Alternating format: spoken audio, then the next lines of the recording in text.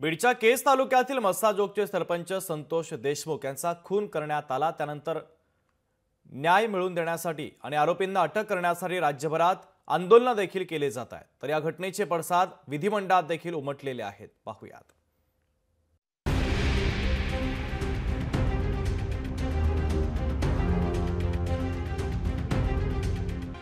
बीड जिल्ह्याच्या केज तालुक्यातील मस्साजोगचे सरपंच संतोष देशमुख यांचा खून करण्यात आल्याची घटना घडली।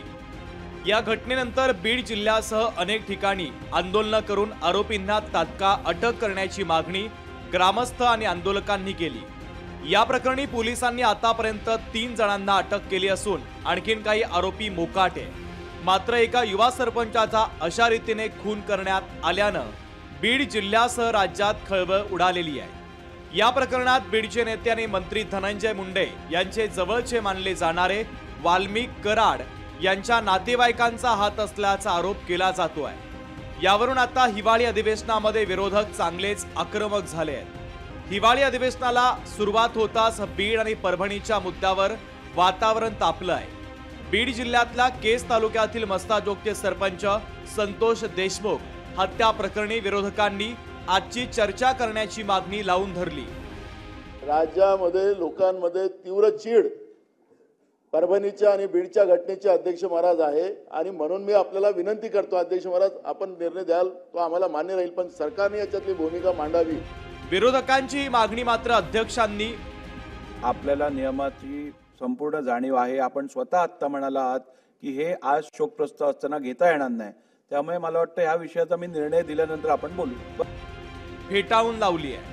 अध्यक्षांनी मागणी फेटाळताच विरोधकांनी सभात्याग केला। केवळ सभागृहामध्येच नाही तर सभागृहाच्या बाहेर देखील हा मुद्दा उपस्थित करण्यात आलाय। परभणी आणि बीडच्या घटना सरकारचं वस्त्रहरण करतायत अशी टीका जितेंद्र आव्हाडांनी करत वाल्मिक कराड सरकारपेक्षा मोठा आहे का असा सवाल उपस्थित केलाय। वाल्मिक कराड खड़ा तो वह सरकार से बड़ा, या सरकारपेक्षा मोठा आहे वाल्मिक कराड। या सरकारची लाच जाते पहिल्या 5-10 दिवसातच।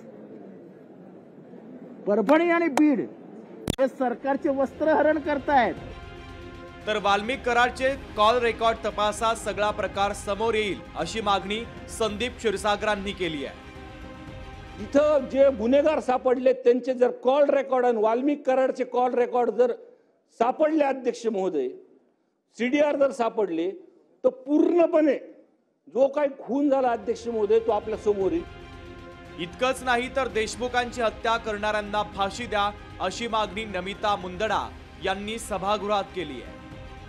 मेन जो माणूस ज्यांनी ती हत्या केली तो अजून त्याला सापडलेलाच नाही, तो फरार आहे। तर मला इकडे म्हणायचं आहे की अध्यक्ष महोदय आपल्याला नक्कीच ह्या सगळ्या लोकांना पकडून त्यांना विदाउट एनी मनात हे नाही ठेवून त्यांना काय म्हणतात फाशीची सजा ही झाली पाहिजे।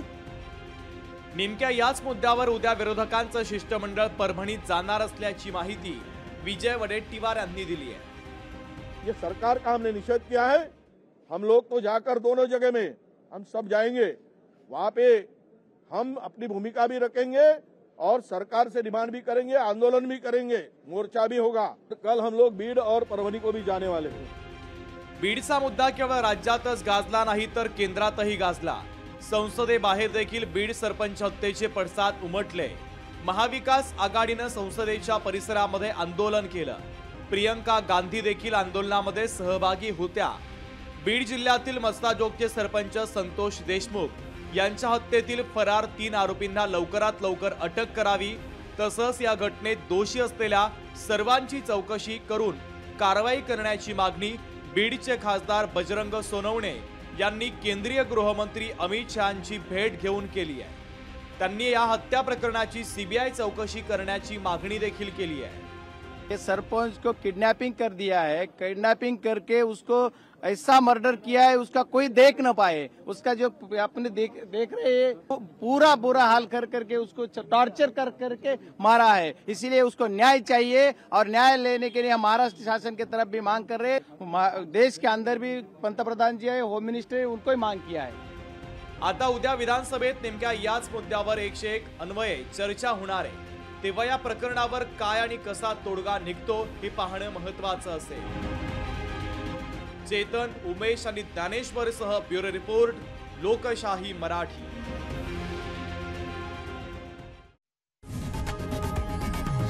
लोकशाही मराठी ऐका, पहा, जागरूक रहा.